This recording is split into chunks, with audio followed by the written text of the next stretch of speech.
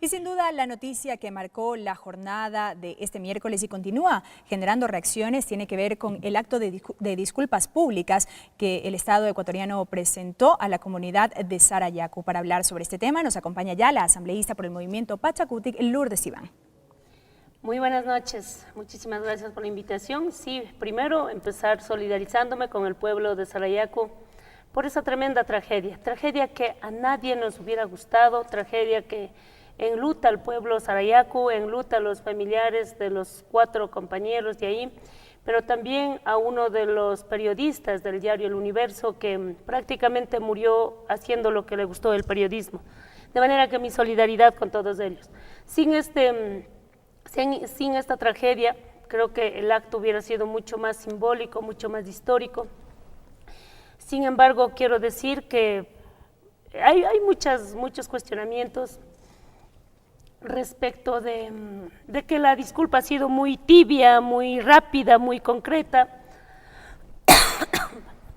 Independientemente de qué haya dicho la ministra de Justicia. La ministra de Justicia, yo creo que es un hecho histórico, es un hecho que sienta precedentes para cualquier gobierno, tanto para los gobiernos que fueron, como para el actual y como para los que vengan, que no pueden hacer lo que quieran en los pueblos indígenas. Yo creo que lo que acaba de pasar con el pueblo Sarayaku tranquilamente puede pasar con los territorios taromenanes, en donde se está explotando con los guauranis el tema del Yasuní. ¿Cómo entrar a sacar petróleo sin el permiso, sin el consentimiento previo de los pueblos indígenas? De eso se trata la sentencia de Sarayaku. Precisamente partamos de ese antecedente. En el año 96, el gobierno de ese entonces permitió que la petrolera argentina CGC haga sus actividades extractivas de crudo en parte del territorio Sarayaku sin previa consulta a los habitantes de la comunidad. Pero lo mismo está pasando en el Yasuní, lo mismo está pasando en estos territorios que hoy incluso nosotros por reiteradas ocasiones habíamos pedido aquí en la Asamblea Nacional que se plantee una consulta nacional, que se plantee, incluso hemos cogido firmas para obligar al gobierno nacional, no solamente una consulta a los pueblos, sino una consulta nacional, que el pueblo ecuatoriano diga, sí, queremos que saque el petróleo o no queremos que saque el petróleo y que el petróleo quede bajo tierra.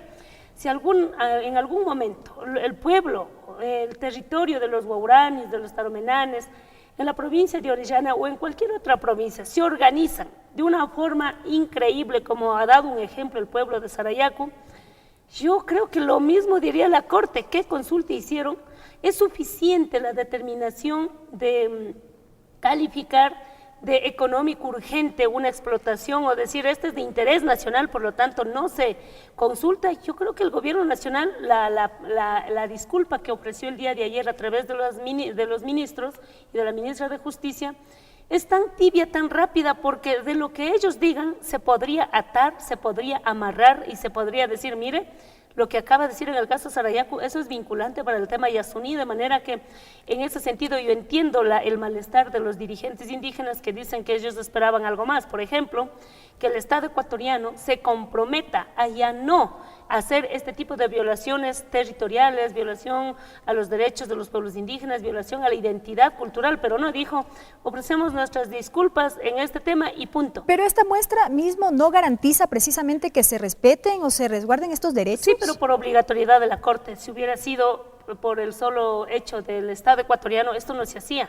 Aún más cuando la Corte Interamericana ha dicho que el representante del Estado, mire, cuando el presidente habla en cualquier otro escenario, él dice, es que yo soy representante del Estado. Pero tanto es el orgullo del presidente, tanto así es el orgullo del presidente, que al menos por este hecho histórico de una sentencia internacional, no fue capaz de ir él allá y decir, vean, en el tema Clever Jiménez, él quiso entrar, dijo que voy a mandar militares, voy a incluso poner un UPC, que yo me había reído a carcajadas, solo me imagino un UPC en Sarayaku, porque los que hemos entrado a Sarayaku sabemos cómo es Sarayaku.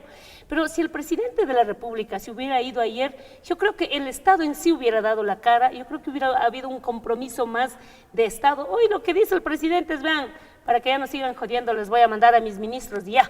Y la ministra se fue con 3 líneas, incluso a leer, porque si sale de esa línea, va a ver el presidente que habrá otras ofrecimientos de disculpas en otros territorios, lo cual al gobierno no le conviene, pero sí hay un cuestionamiento desde el pueblo sarayaco por qué no fue el presidente. En todo caso, siendo los ministros parte del Estado, ya pues ellos decidieron que mandar a los ministros. Yo considero tan importante es una sabatina como tan importante es una obligación, mucho más que una sabatina, es más, es la obligación que ordenó la Corte Internacional que el presidente vaya y pida disculpas, pero no lo hizo. Asambleísta, pero el compromiso del gobierno no solamente se reflejó en el acto del día de ayer, cuando hubo la visita precisamente de las autoridades de la Corte Interamericana de Derechos Humanos en compañía de varias autoridades del gobierno, allí también se reflejó el mismo compromiso con el pueblo sarayaco. Pero como tal el presidente no ha ingresado, yo veo que el presidente se va a muchos rincones de la patria y no debe ir solamente por hacer política, sino por cumplir con un mandato internacional.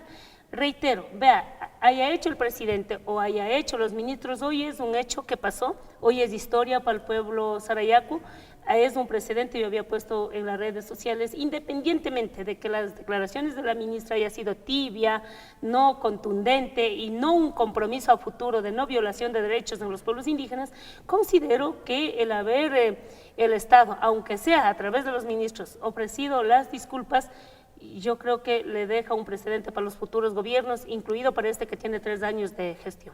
Usted ha mencionado que precisamente se marca un precedente para lo que tendría que ver, por ejemplo, con el tema Yasuní, pero se aprobó una declaratoria aquí en la Asamblea Nacional que contempla varios puntos que garantizaría también los derechos de los pueblos de la Amazonía y particularmente de los bloques que serán intervenidos. Garantiza, conforme los papeles dicen, tales puntos, pero en la vida real el daño ambiental que se va a causar en el tema Yasuní va mucho más allá de una declaratoria que dice la Asamblea Nacional que sí, que es un interés nacional, eso es lo que declaramos, un tema de interés nacional. Pero más allá del tema de interés nacional, representado, me recuerdo, creo que fue 91 votos, la pregunta es, ¿consultaron a los pueblos indígenas? Las autoridades dijeron que lo hicieron. No lo hicieron, pues por eso es que nosotros recogimos firmas para que hagan la consulta. Todo el país sabe que recogimos más de 600,000 firmas y simplemente en el CNE no les dio la gana de pasar, no calificaron las firmas, siendo el CNE prácticamente un apéndice del Ejecutivo, imposible que pase una consulta popular, de manera que más allá de la declaratoria que hizo la Asamblea, queda pendiente y el gobierno sabe que si el pueblo guaurani o cualquiera de los territorios plantearan un tema como el que hizo Sarayaco por no haber obtenido el consentimiento previo de ese territorio, vamos a ver que en cualquier momento tendremos otra sentencia parecida a la de Sarayaco, porque prácticamente Sarayaco ha luchado más de 10 años. Por eso para nosotros es indignante que cuando miramos, por ejemplo, el tema de Chevron, yo estoy muy de acuerdo que todos los ecuatorianos debemos tener una sola voz, que Chevron debe pagar el daño que hizo con la Amazonía. Pero si usted le pregunta a los amazónicos, ¿cuánto han cobrado del Estado o cuánto de aporte tuvieron del Estado para ir a esas demandas internacionales? Los abogados, los pueblos indígenas caminaron por sí solos con el apoyo de la dirigencia, con el apoyo de alguna organización, pero nunca el Estado. Pero ahora cuando se dice que el gobierno invirtió plata para que algún artista venga, meta la mano y saque la mano sucia de Chevron, y los artistas norteamericanos dicen, sí fuimos, pero porque el Estado ecuatoriano nos pagó, y eso les costó como 200,000 al uno, 188,000 al otro. Para mí es indignante. Nosotros no debemos engañar hacia el pueblo indígena, sobre todo los amazónicos, pensando que estamos defendiendo, lo que estamos es denigrando la lucha de los pueblos amazónicos, de manera que, reitero, el pueblo sarayaco de aquí marcará un antes y un después de la sentencia de la Corte.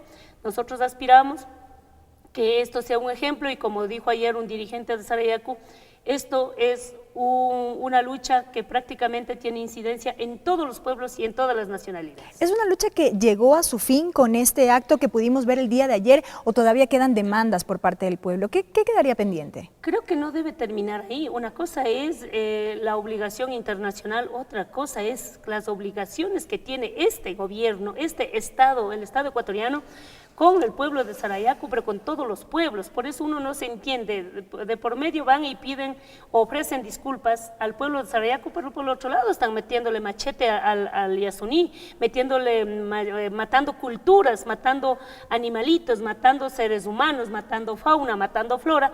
En el tema Yasuní se dice que abrieron un Chaquiñán, pero eso es una carretera que todo el mundo miramos de cuántos metros de ancho es. Y cuando el ministro o el vicepresidente, me parece que dijo, vayan a medir, tomen un metro.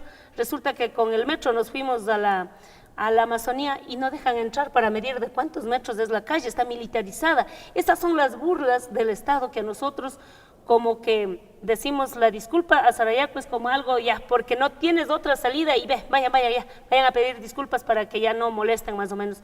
Yo creo que el pedir disculpas a Sarayaku implica también tomar medidas, tomar precaución, prevenir otras causas parecidas al Sarayaku en todo el territorio ecuatoriano. Por eso es que esta es una cosa seria y no es cuestión de una fotografía, de ir, sentar ahí y decir ya vengo pidiendo disculpas, ya se acabó. No, hay mucho compromiso más allá de lo internacional con el Ecuador mismo.